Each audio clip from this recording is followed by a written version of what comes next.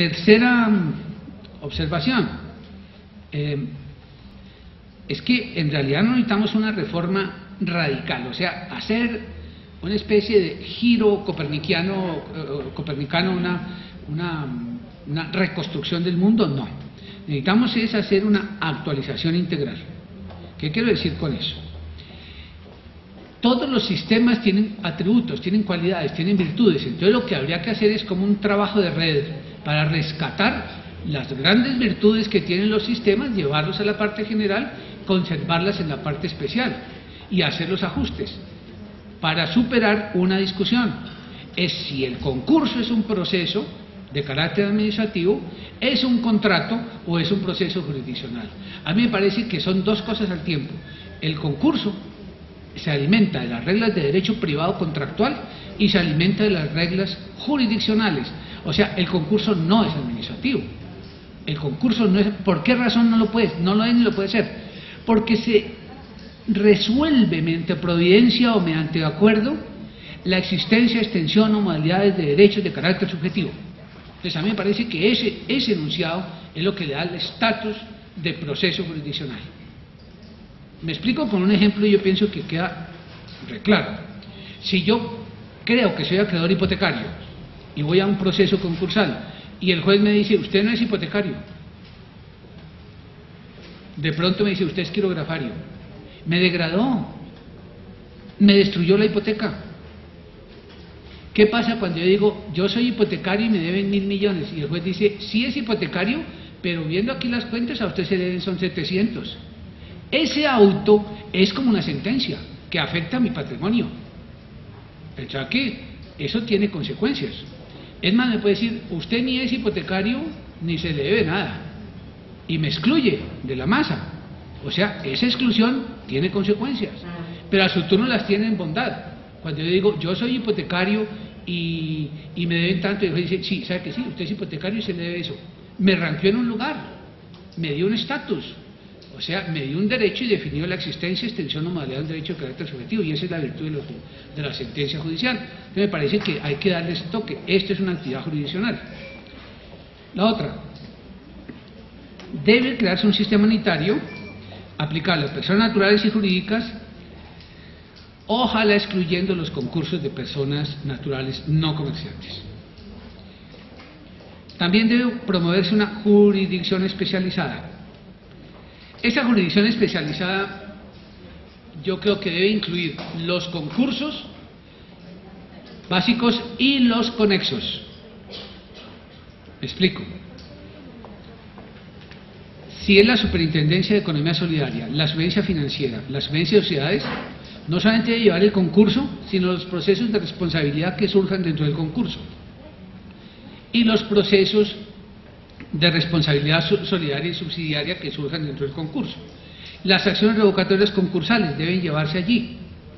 La acción pauliana debe llevarse ante el juez del concurso. No tiene mucho sentido que el concurso se lleve en una superintendencia y la acción pauliana se lleve ante un juez de circuito. No tiene mucho sentido, está mucho más conectado y especializado el juez de concurso. Si usted mira los presupuestos de la superintendencia, son suficientemente holgados y superiores a los de cualquier tribunal o corte en el caso colombiano. La Superintendencia de Sociedades tiene más de 300 funcionarios dedicados a este servicio y tiene un presupuesto que supera los 9.000 millones de pesos para esas unidades, un presupuesto superior a los 30.000 millones de pesos anuales. Yo pensaría que esos son jueces supremamente acuerpados que pueden prestar un buen servicio. Como la mayoría de procesos terminan en liquidación, pues es necesario aumentar el índice de recuperación, esto que ya está en la letra B, que dice contener a los liquidadores y promotores que se desvían, porque los actuales liquidadores y promotores son herederos de las mañas de los antiguos síndicos. Liquidadores hay, lo vi el año pasado, que por firmar un acuerdo cobraba 1.000 millones de pesos, un acuerdo de concordato resolutorio, 1.000 millones de pesos de honorarios, y los acreedores desesperados se los pagaron como comisión de éxito. Eso es una vergüenza, eso no ha debido suceder. No porque 1.000 millones de pesos sea una cifra muy significativa o poco significativa, sino porque el liquidador es un auxiliar de la justicia, y el único que puede fijar los honorarios de los promotores y liquidadores es el conductor del proceso, es el juez del concurso. No debe haber negociación directa entre los acreedores mayoritarios y el liquidador. Acuérdense quién vota la fórmula. Una masa de acreedores que representan el 75%. ¿Y quién es su interlocutor? Contraparte, el liquidador. El liquidador puede ponerle precio, digámoslo de esa manera brusca, precio a su voto. Y eso no debe ser. Entonces yo pienso que hay que reconstruir ese proceso. Favorecer los acuerdos preliminares, como le decía, animar las acciones de responsabilidad civil y las revocatorias concursales contra administradores salientes, facilitar las medidas cautelares razonadas contra administradores, accionistas, apoderados, controlantes, vinculados y revisores fiscales por negocios concluidos en los 3 años anteriores. Esta es la propuesta del derecho europeo. Esta es la propuesta que está en curso y yo pienso que ya la han adoptado 6 países y yo pienso que esa es una propuesta que tiene que llegarnos. Establecer como regla general para todos los concursos que se responde por el déficit, o sea, los socios deben responder por el faltante. Los socios y los administradores solidariamente deben responder al prorata por el faltante. El tratamiento del dinero nuevo, ese sistema que introdujo la 1116 no es favorable.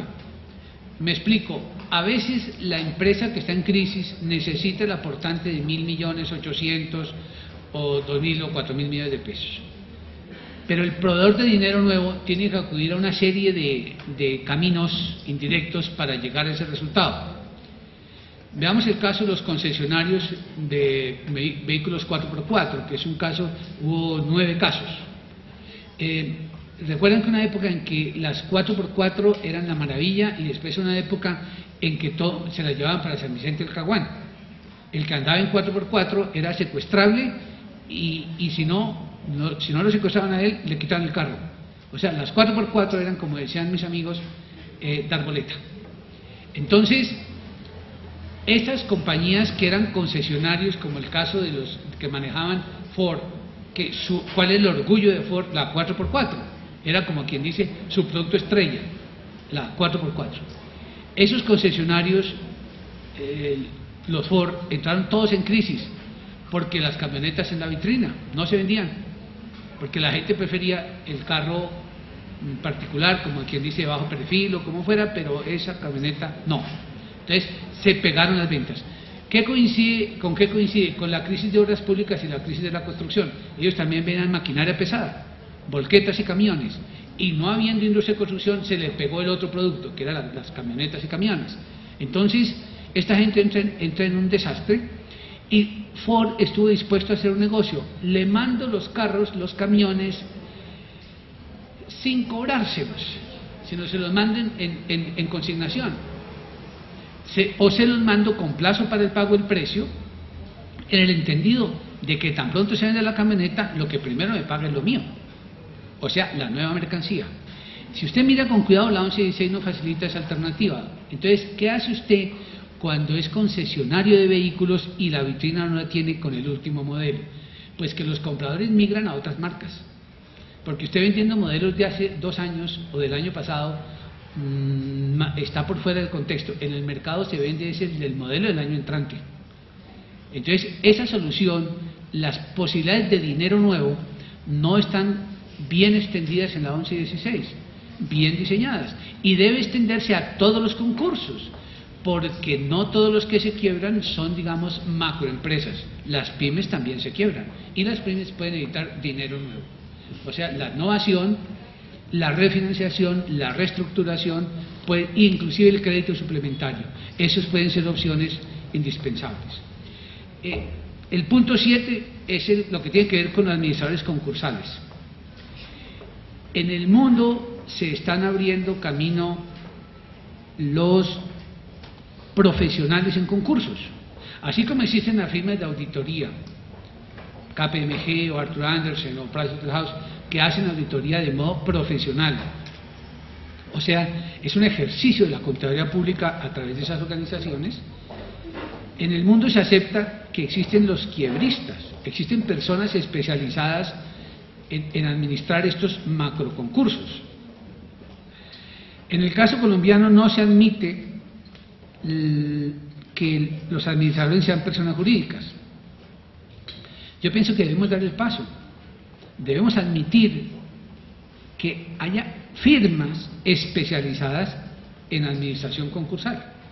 Obviamente firmas donde hay contadores, hay abogados, hay economistas, posiblemente ingenieros industriales, o sea, pero haya un equipo técnicamente preparado para manejar un concurso.